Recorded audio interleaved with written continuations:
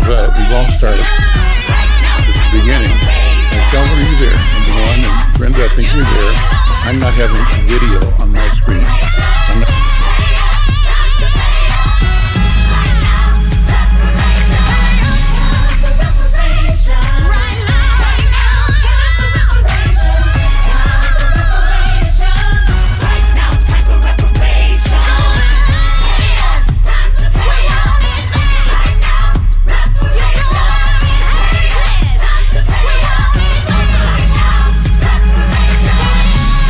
The music. It says my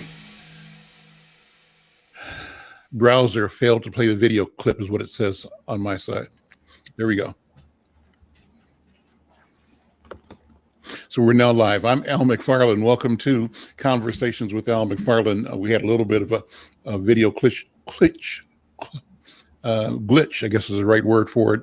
And somehow I got bounced off right in the middle of our opening theme. But thanks as always to Gary Dennis Hines, and the Sounds of Blackness, the music, Time for Reparations. What a phenomenal song and what a phenomenal spirit.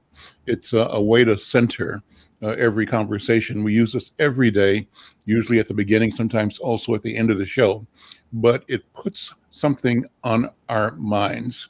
And for me, it puts in my mind the legacy and the history, at minimum, the history of our presence in the Americas from the 1400s, the 1600s, up to now.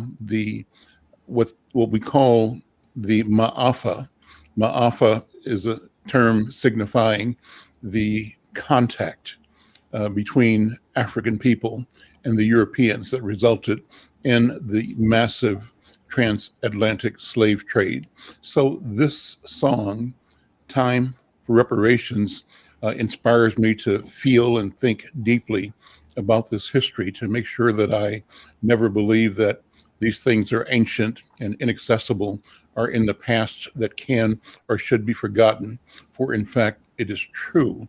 The important thing right now is that we remember, that we reconnect, and that we bring the past forward in ways that we never have before. And I think earlier this week, I talked to a couple of our guests about the question of generational engagement. I think I asked one of our guests to talk about how do you organize your thoughts, your daily minutia, daily activities, things you do, kind of without thinking about it every day. Organize those in a way that you reflect that this specific act can and should have a consequence 14 generations out. How do we think in terms of 7 generations out, 14 generations out?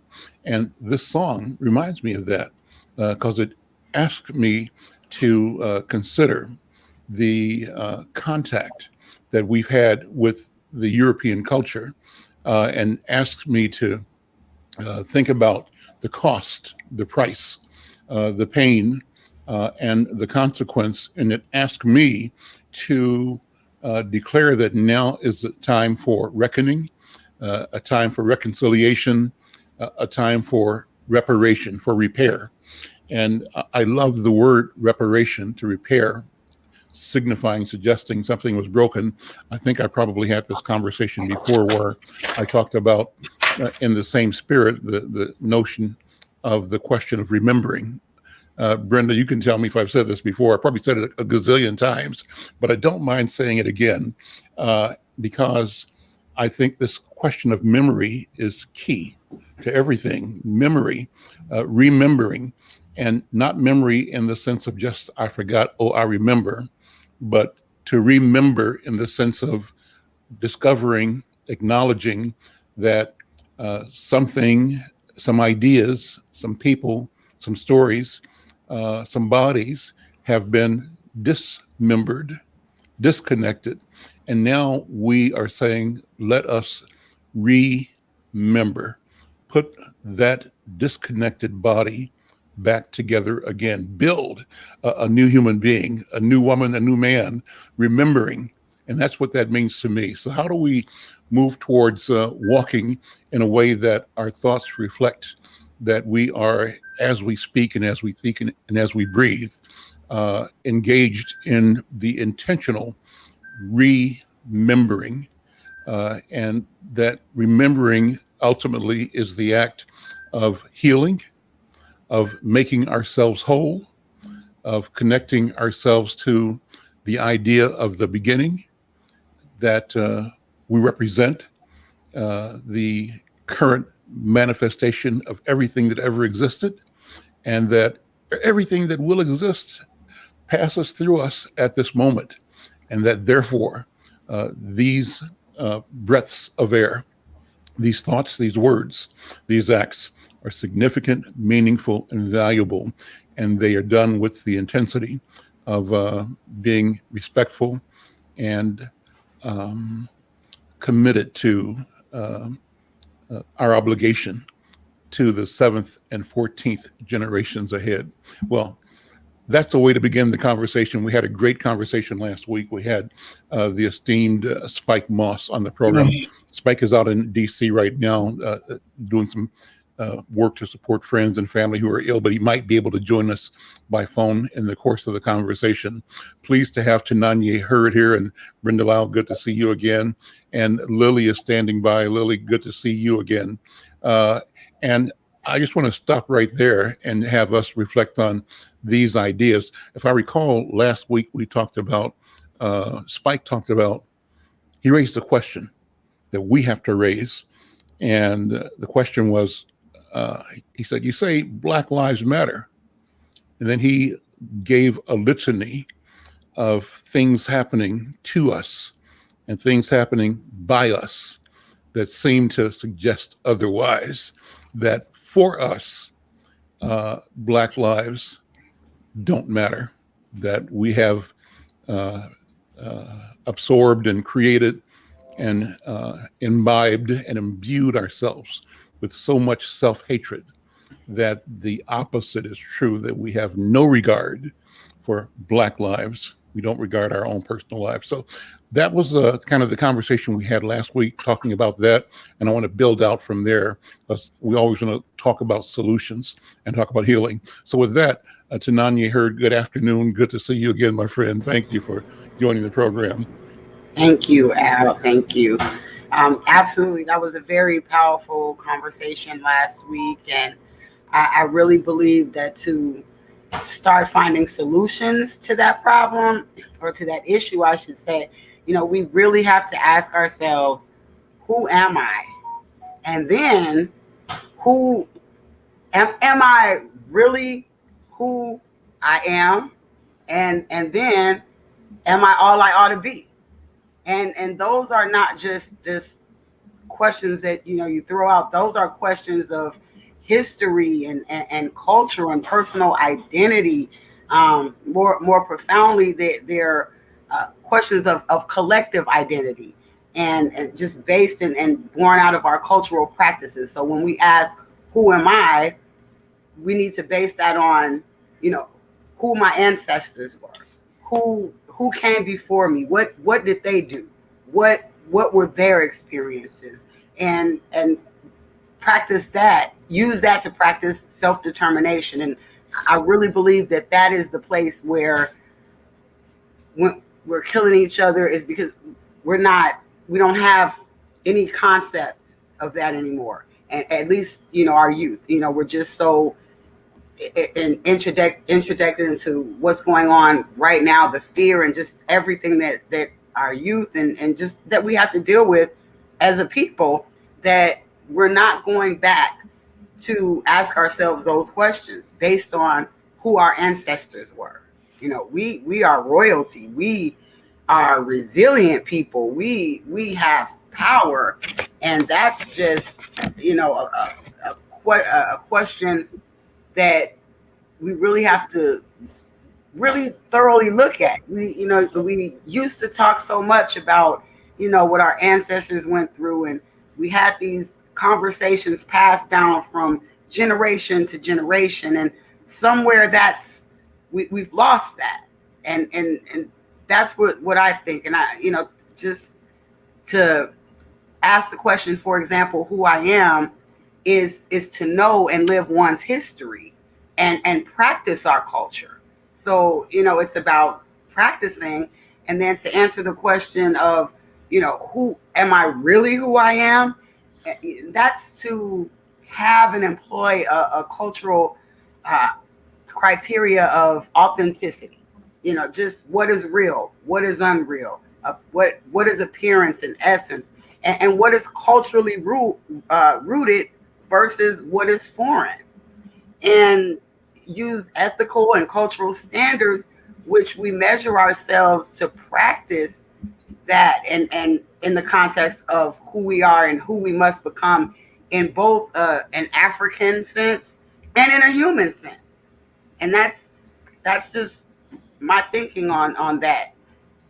I love it. I love it. I'm going to come back and bring you into a narrative around that as well. Let me switch to my colleague, Brenda Lau. Great, Brenda, how you doing today? What's on your mind? I'm fine. I love this expression, the cultural criteria of authenticity. That's a title for me. I loved it. And it's so interesting because he lit up too. It's like we just pick up these phrases that come out.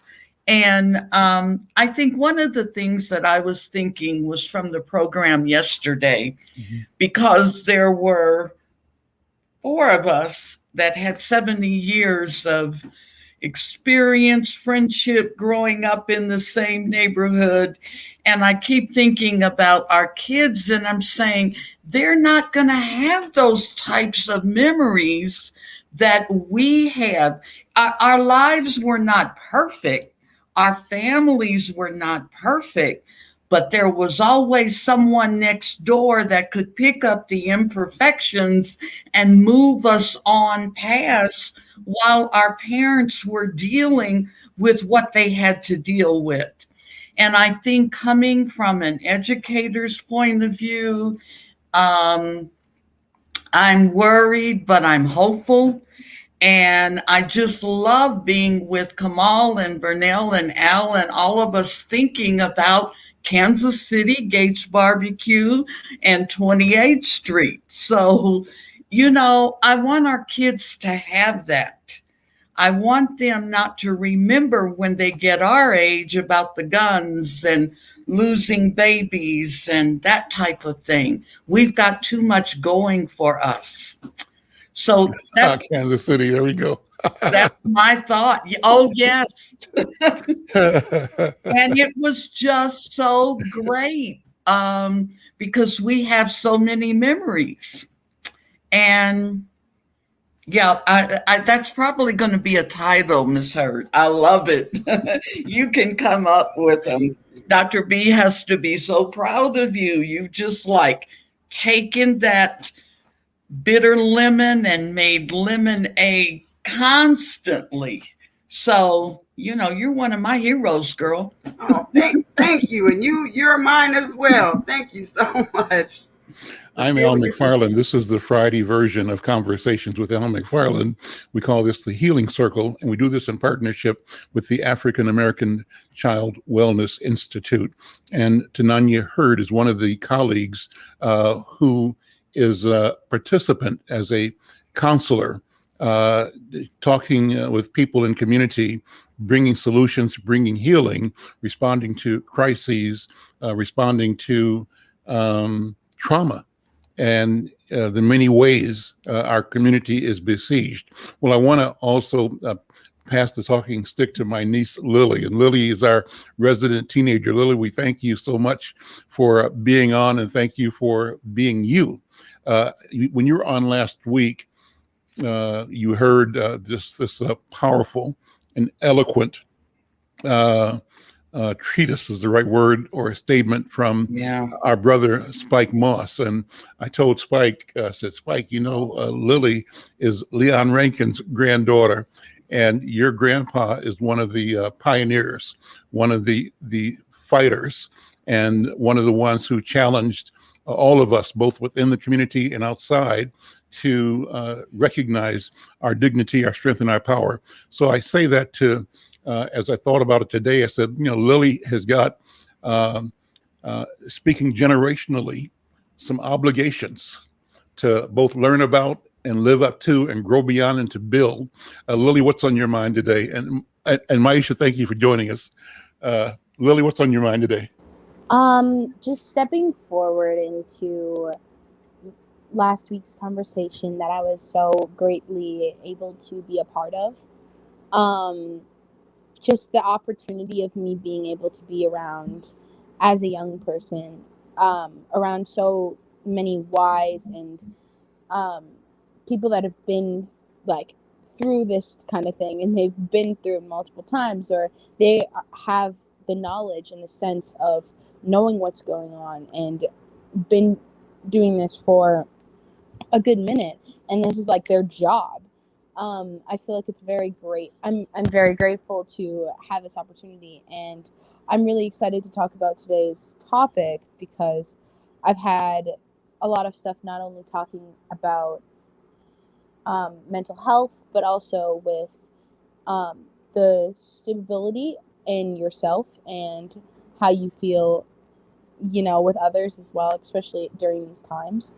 And I just feel like it's such an important topic to talk about, not only now, but it has been for a while. So yeah, that's kind of all that I'm here to say and put my 2 cents in with all of these great people of knowledge on this podcast.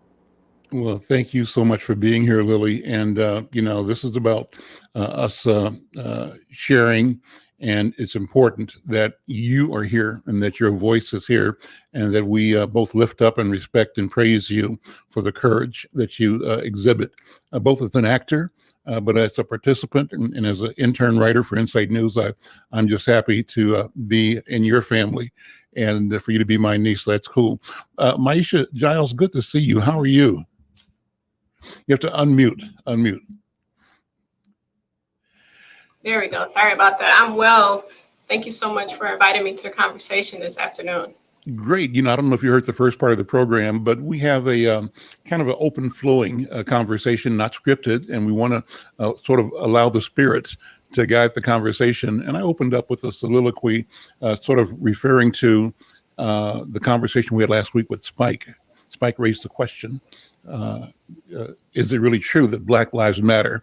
And he pointed out the litany of aggressions that we bring against ourselves that suggest that we don't believe it, or that the opposite may be true. And he talked about this infestation of hatred within our community and our inability to move towards healing and our fear of that. So I wanted to put that out there as something to be a starting point for our panel today, and ask you to talk about your work as a healer, as an organizer in community, and how we should be thinking about and organizing ourselves to be healed and to not be perceived as people whose lives do not matter. Absolutely. Again, thank you for inviting me. So, my work here is right now, my work in this space at Better Futures is really about providing opportunities for healing for men coming out of incarceration. Some things that, we truly believe here at Better Futures is that healing can't be prescribed. I caught the tail end of the conversation when I believe Ms. Brenda said, we want what we had for the next generation. So how do we move to the point where the next generation wants that for themselves? As much as we want healing for others, healing can't be forced. It has to be collective. It has to be collaborative. We have to consult with those in need of the deepest healing. And so that's really what we try to do here at Better Futures, is provide an alternative. So what's the alternative for what's going on now? And so we can, the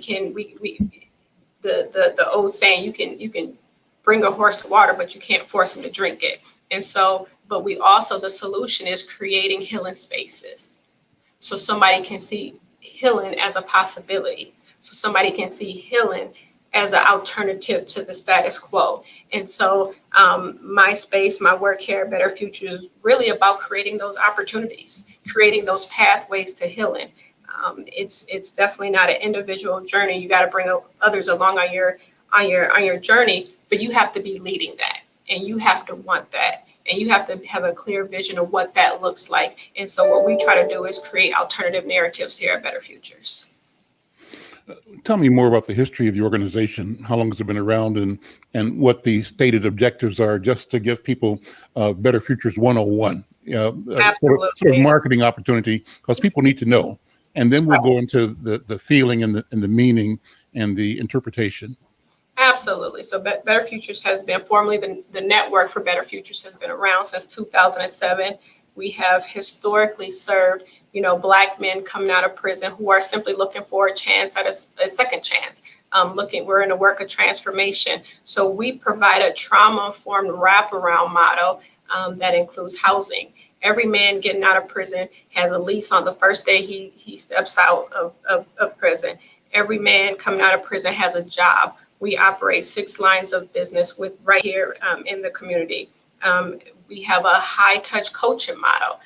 So we're not a program. We don't program people. We provide you with a life skill coach that's going to help you and navigate on your reentry into community. And then last but not least, that behavior health component is extremely important, because you can't sustain housing, you can't sustain employment, you can't sustain family reunification, rebuild those relationships until you're ready to dive back into some of those unresolved issues of trauma, mental health, addictions, the harm that the justice system has caused you. And so we try to provide those services so people get in a place where they feel like they can heal.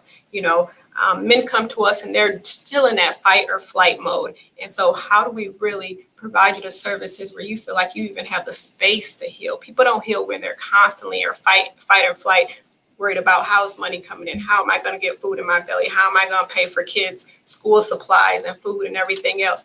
And so we really do use kind of this wraparound approach and say, okay, what are the things any human being would need to really be in the space of really starting that healing process?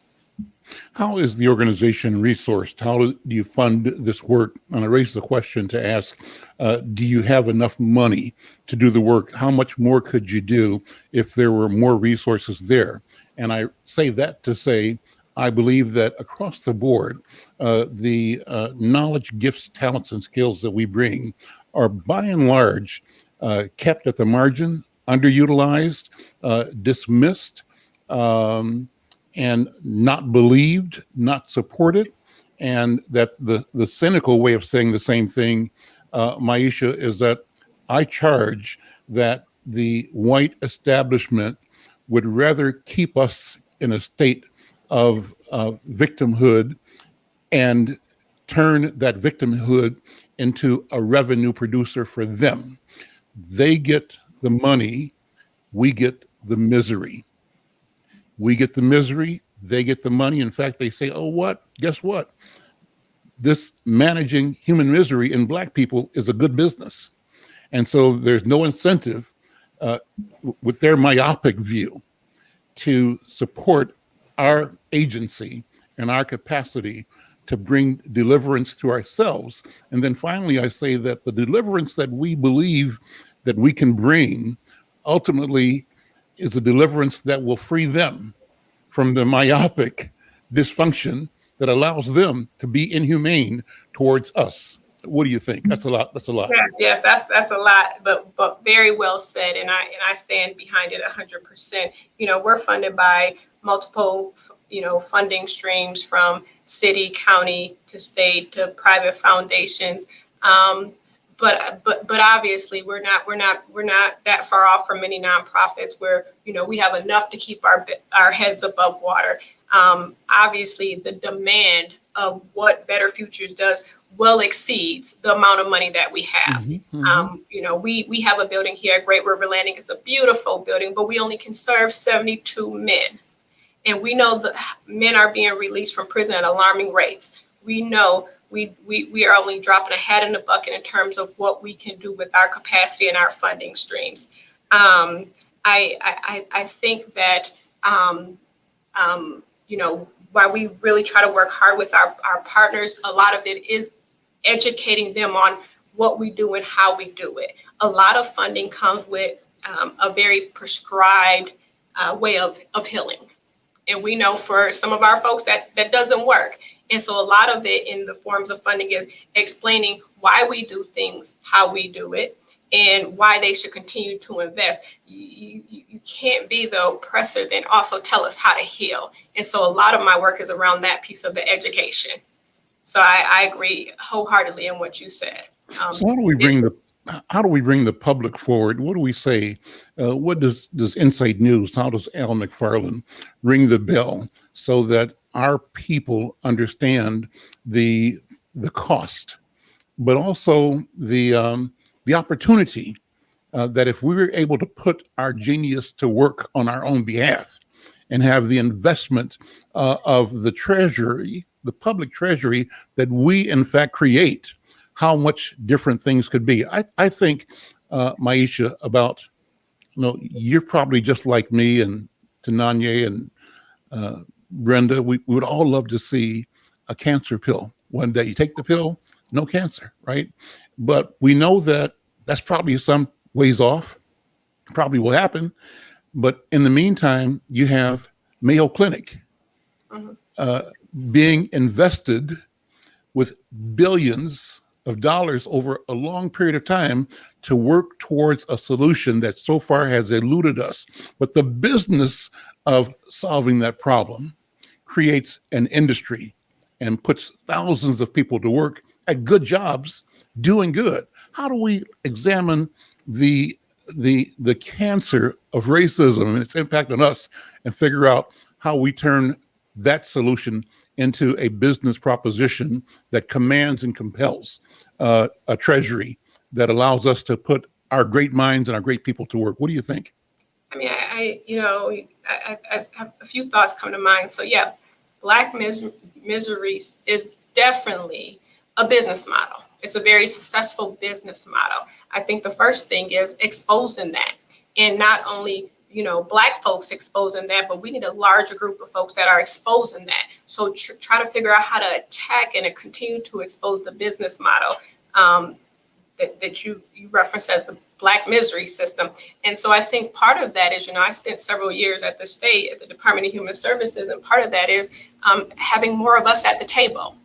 And so it takes a lot of work, and eventually you get exhausted of trying to send this compelling message to a group of folks that ultimately wear you out, and then we kind of cycle through there. And so the thing about it, how do we get at the tables of making those decisions? And then we have one half the battle, because the battle for anybody in leadership that looks like us is trying to convince their own colleagues and the people that are making decisions. And by the time we get to the point where we have even made an inch headway, we're exhausted. It's time for us to go. We have to pass a torch, and then somebody else has to start all over with that convincing of people who supposedly supposed to be on the same team as you.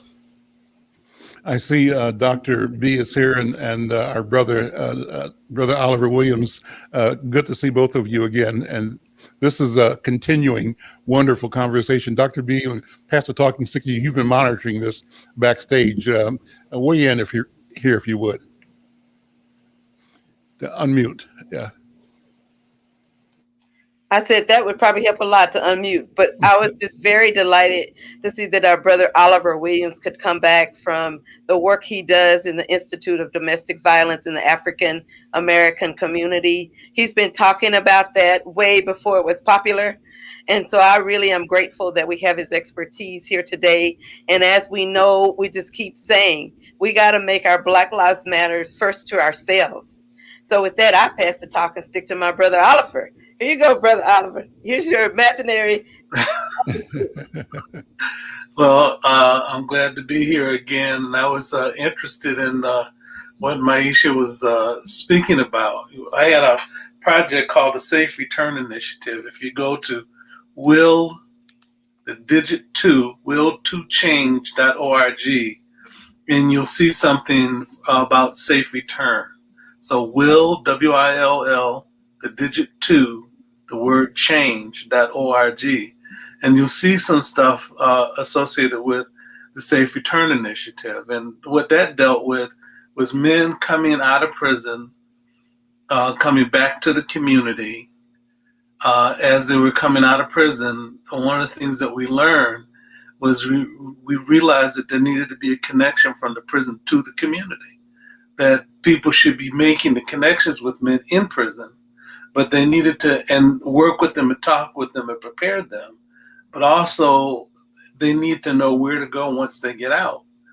And then we had an effort to try to focus on what their partners or ex-partners needed while he was in prison or when he came back to the community, and not tying them to him unless they made that choice, but to try to figure out what resources they needed for themselves and for the children, because oftentimes women are making the effort to try to hold things together, and they need the support and the resources too.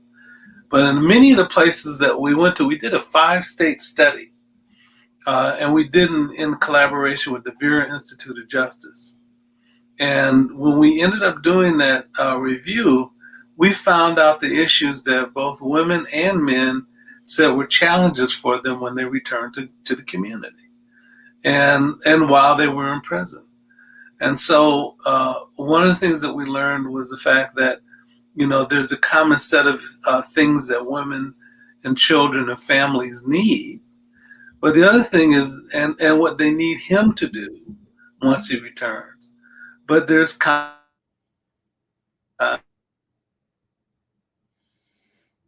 we're losing weren't making the effort to try to attend to those, to those issues whatsoever. And so we need to find a way to be able to address those issues and those concerns, and to get it on the page of what we need to focus on. But so, and we realize that men that may go to prison at the community level, at the sort of the county level, the sort of the regional level, state level, and also federally. And we have to spend some time looking at those sets of things. Not every woman goes to a shelter if she's a victim of domestic violence, but not every man that's abusive gets connected to the court system either. So we need to find some way, if we're going to talk about the issues that he's challenged by, to take a look at those things and find ways to be able to provide support and resources for them. And as we do that, we may need to do that and not necessarily connect her to him, because she may be more reluctant to try to get services if he's involved, but she still needs the services. And we have to get support services that exist for women who are victims of abuse to understand that issue and that voice. Now, that being said, also women that are in prison, we need to figure out ways to respond to them and to deal with the sets of issues and challenges that they bring as well. And sometimes we don't talk about that as much. Clearly, there's more men that are in prison than there are women, but we still need to attend to those sets of things if we're going to be able to make a community that's supportive and responsive to people who deal with those sets of challenges. Dr. B, you're muted. I'm going to unmute so I can be a part of the conversation. But I wanted to say that when I think about men and women who are incarcerated, the first place my mind goes is, who's caring for the children? How is that next generation of children who are bearing witness to seeing parents imprisoned for years or months, how are they faring, and who's caring for them? And what modeling are they getting? The social learning theory tells us that kids will often imitate what they see in front of them. So what are they seeing when they witness the abuse or violence in home or in community? And whose counter arguments toward violence are being shared? When we have Black parents, a group of women and I met last night, and we were talking about, we have a group of Black parents who will tell the kids when you go to school, don't get punked. You're a kindergartner. Don't get punked. If somebody hits you, you hit them back.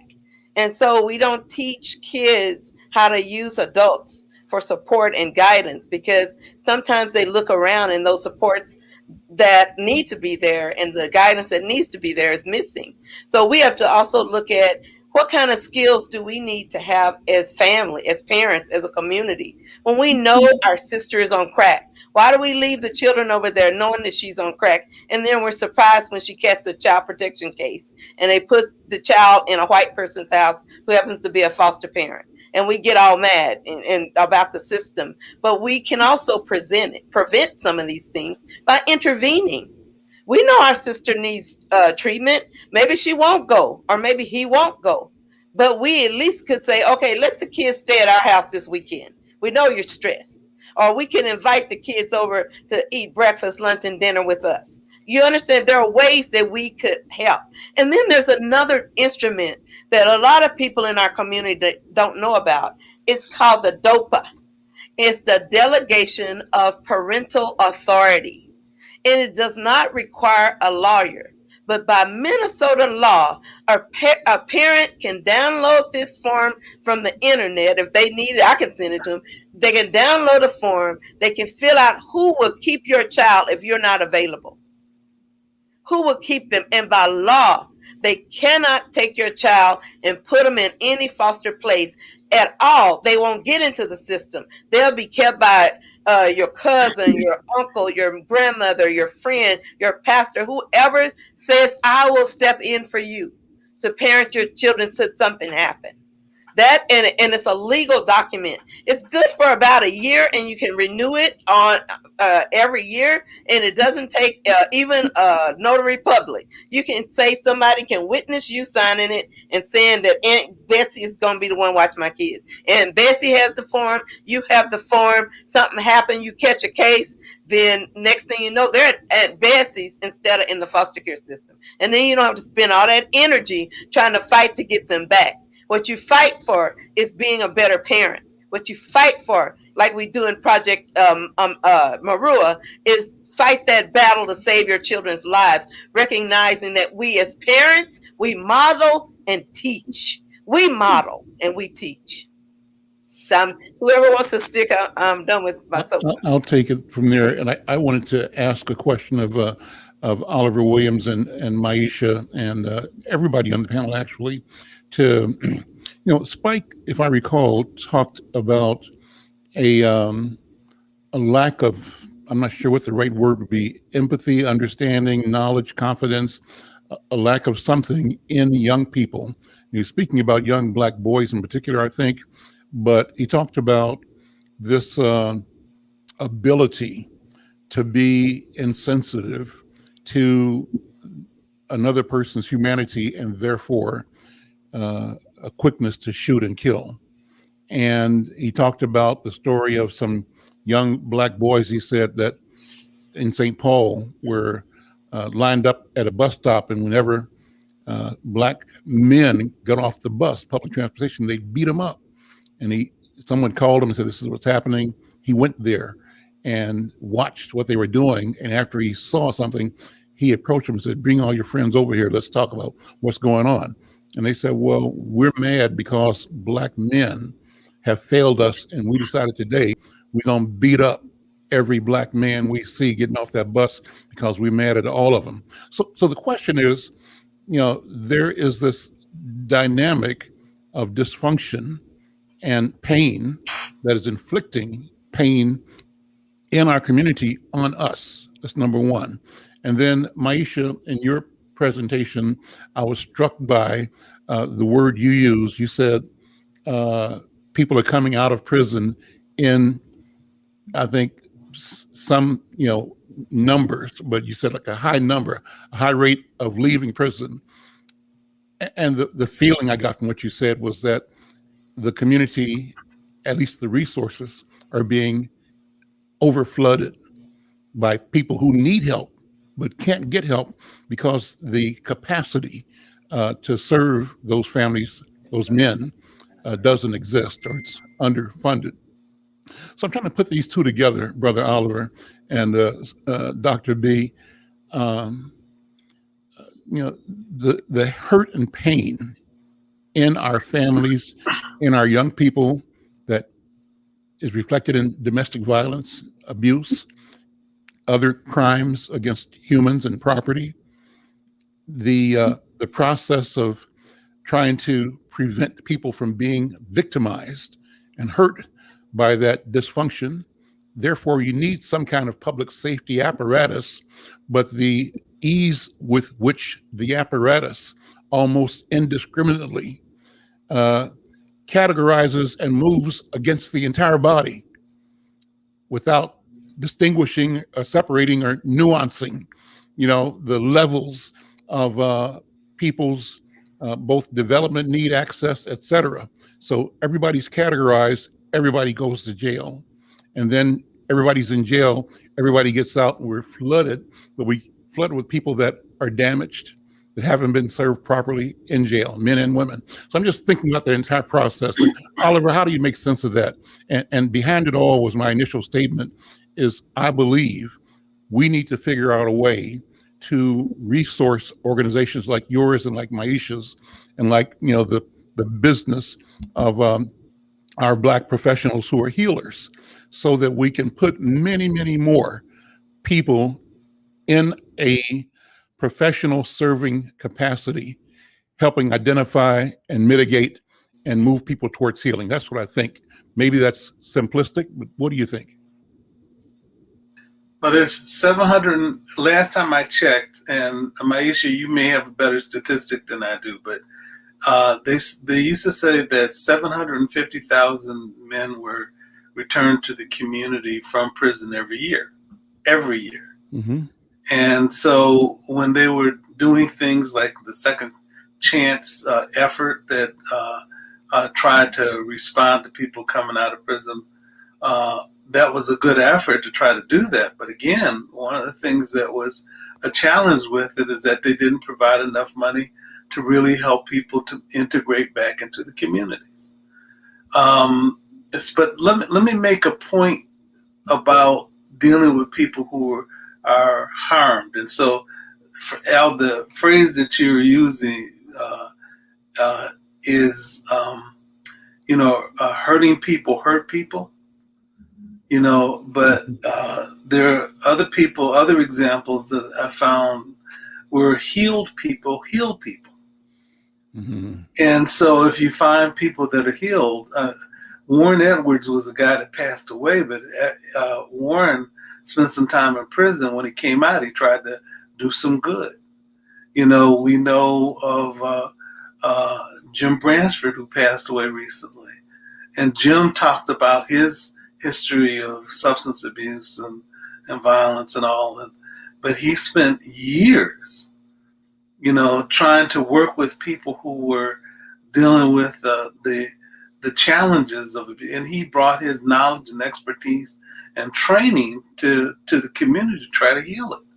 You have Mother Atum with the Cultural Wellness Center that had this experience associated with different types of pain, but what she saw as dysfunction, and brought her wisdom into the community to try to reshape and change it based on her understanding. Then you have, people like Dr. Willie Garrett and Dr.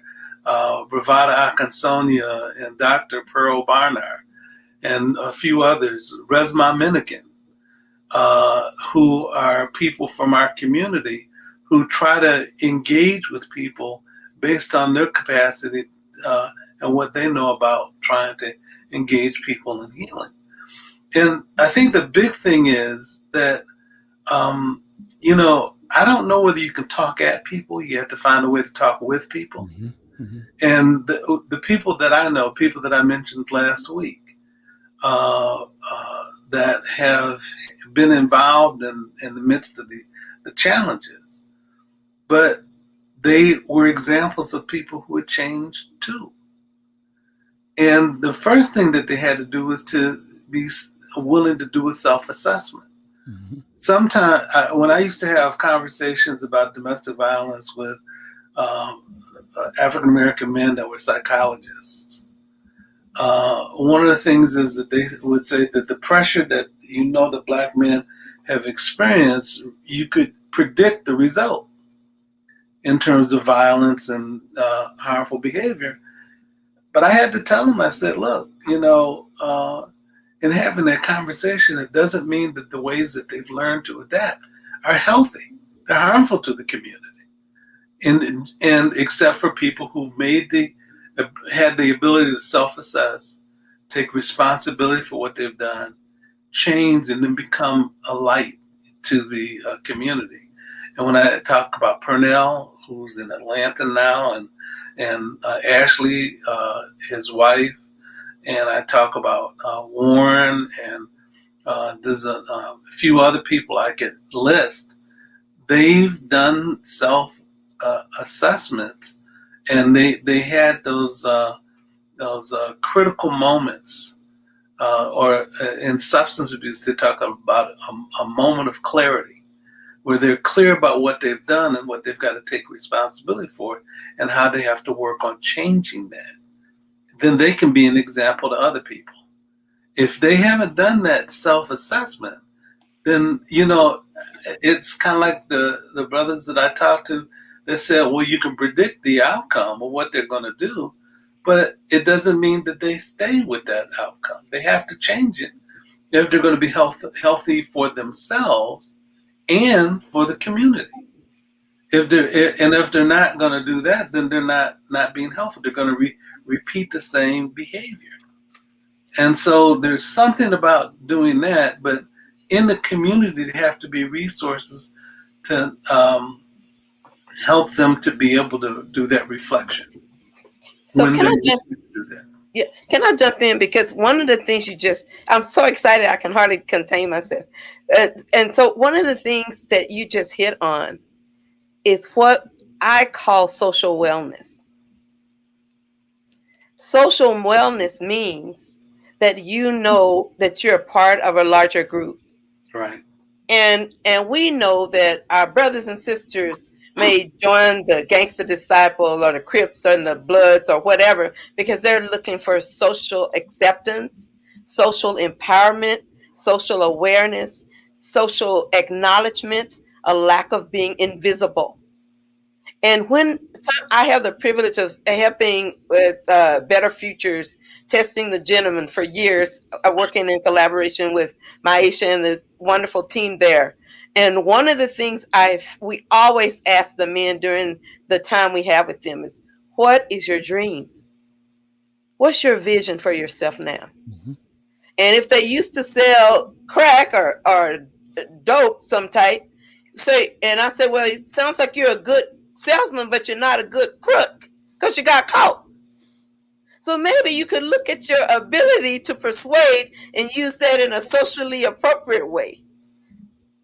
And they start thinking, they make fun, oh, Dr. Beat, but the truth is, in them are skills and talents and dreams. And sometimes they go to the penitentiary and come out and say, I did not know I love to cook. I wish I could be a chef. So somehow in community, when men and women come back with vision for their lives that's alternative to the vision that they used to have of success having to be, a banger. Now they see I could do something else and still get that acknowledgement, but the resources aren't there. It's important for them to have a vision and a dream. And just think about it. All of us sitting here, sometime, some point in our lives, somebody led us to a space where we said, I can be, I want to be, I dream of being. And no child grows up dreaming of being imprisoned. That is not the dream. So with that, I'm going to pass the talking stick to my sister Maisha. Hopefully, sister, you'll pass it to Sister Brenda, back to Tanaye, and we'll get our little last words in because I see the clock is winding down. But I want to give the talking stick to Sister Maisha. Yeah, no. I mean, and that's one of the things we got to recognize at Better Futures. We put a lot of our energy in our early years really trying to heal and work with the individuals. And then we start thinking we're looking at this a little wrong. We have to look at this holistically. It's not only about, first of all, we become fixated on the person who caused the harm. And that's the wrong approach. And we've always kind of put that into more of a punitive, more of a policing form. But those individuals who have caused the harm, like we said, have also been the ones that are harmed. They're not playing the positions as the one who have been harmed now, but there's three parts of this.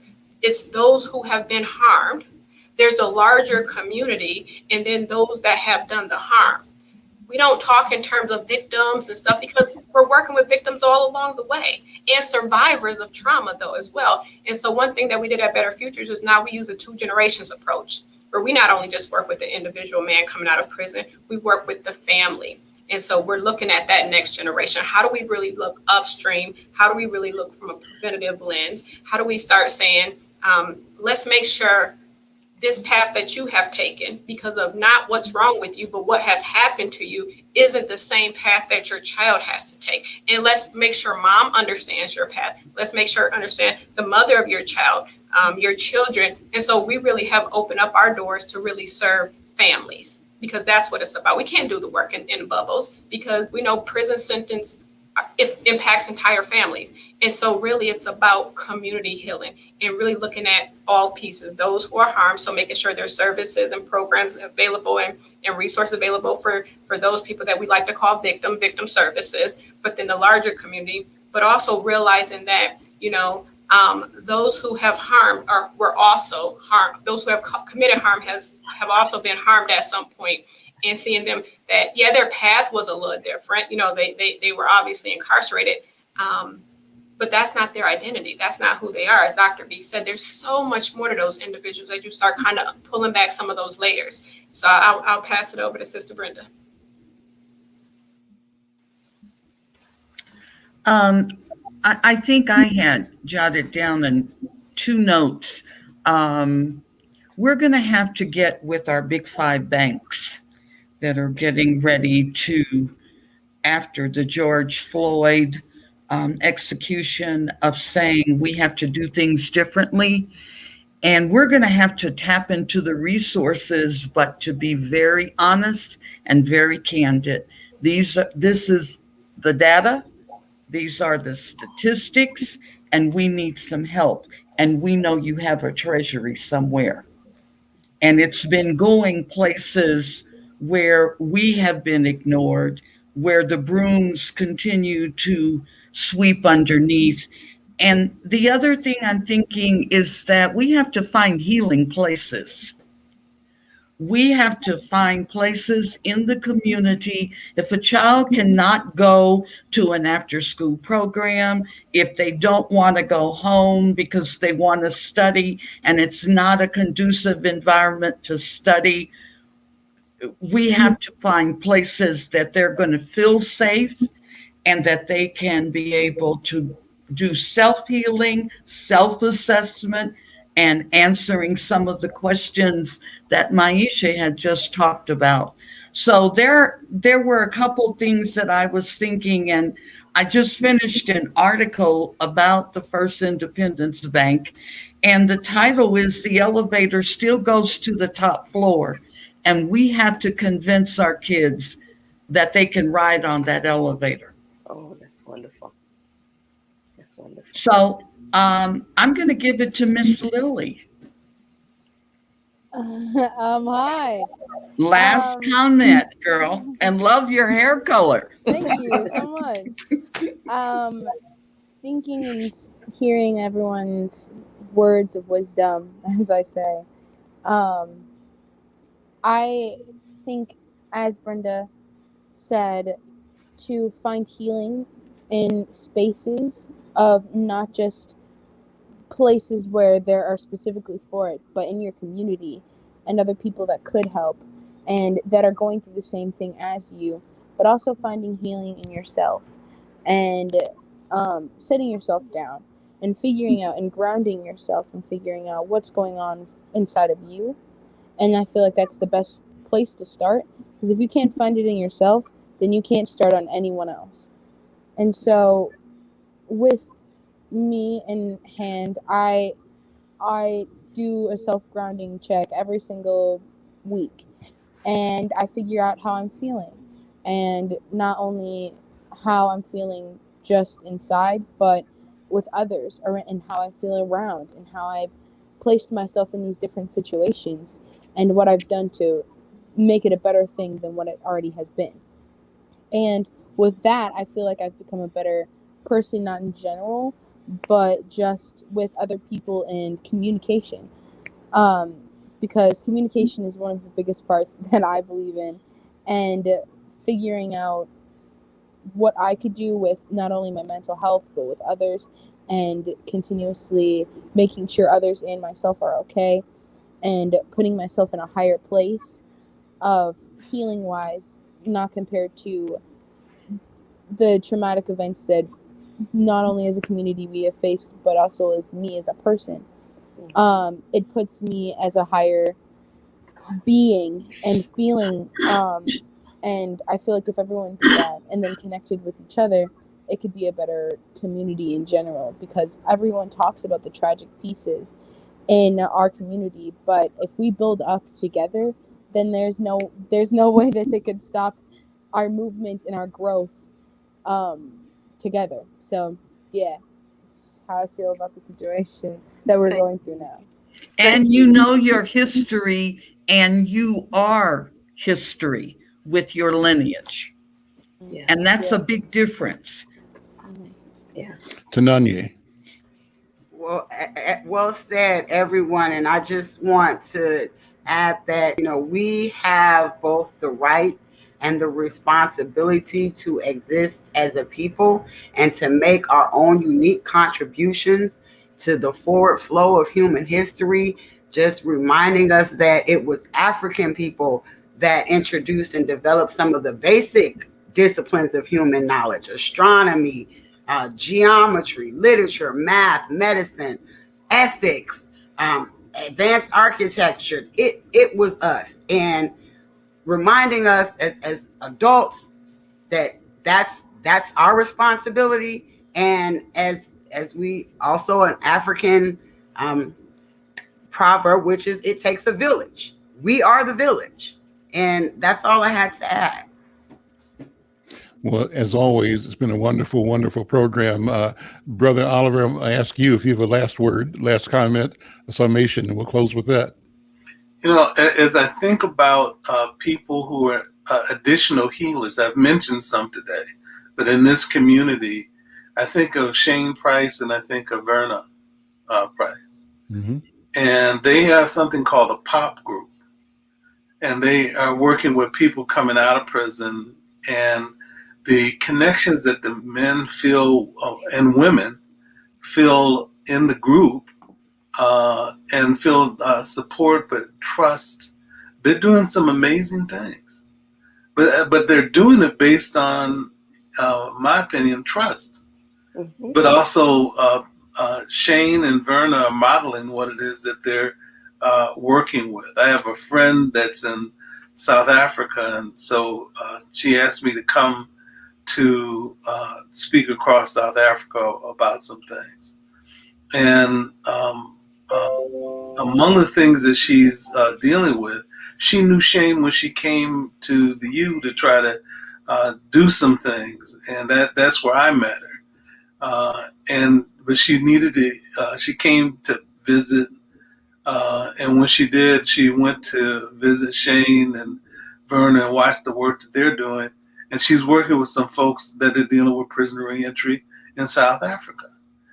The same concept of one of the programs that she's working with there is, I think, with Verna and what Shane does here in the Twin Cities. So there are resources of people that are doing some really, really good things. But again, getting people to sort of acknowledge their wholeness, but also recognize their brokenness and work on healing those things, and then showing the path to how they accomplish that. Yeah. So that's all I wanted to say. Love it. You know what? So I appreciate, Brother Oliver, that you talked about. We often say hurt people are hurting people. We don't often say or say enough that healed people are healing.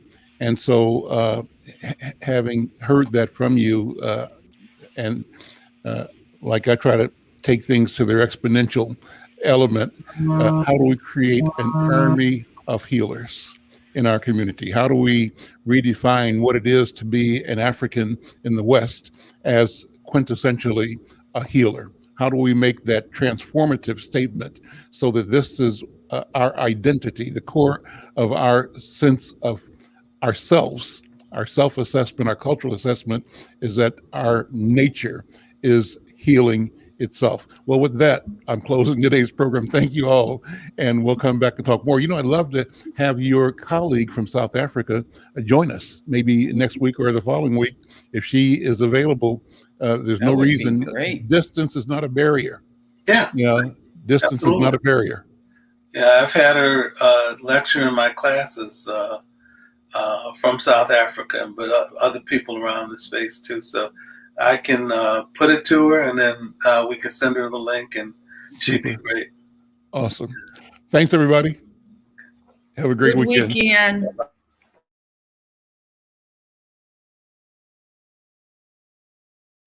Oh, Queen Justice, where are you? Did they beat you up or no? Lock you on the ground, take the crown away from you? Oh, Lady Liberty, red, white, and blue. Did they take your dignity with their bigotry? Teach you that you're born to lose. Free or guilty, it's gonna get filthy. Better believe, roll up your sleeves. It's gonna get rough, it's gonna be tough. We all agree, we've had enough. We've had enough of all the rules you break. We've had enough of all the money you make. We've had enough. No more life at stake. We've had enough. This is a proclamation. It's been 400 years and we're 400 late. Together we stand from state to state. Going back in time won't make America great. We need justice now, people won't wait. Action, no more distraction. Every step we take, we gain traction. If it can happen to one, it can happen to all.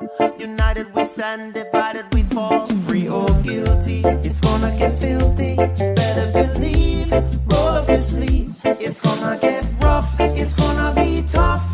We all agree, we've had enough. We've had enough of all the rules you were breaking. We had enough of all the money you were making. We had enough. No more life is taken. We had enough. This is a proclamation. Free or guilty, it's gonna get filthy. You better believe. just roll up your sleeves. It's gonna get rough.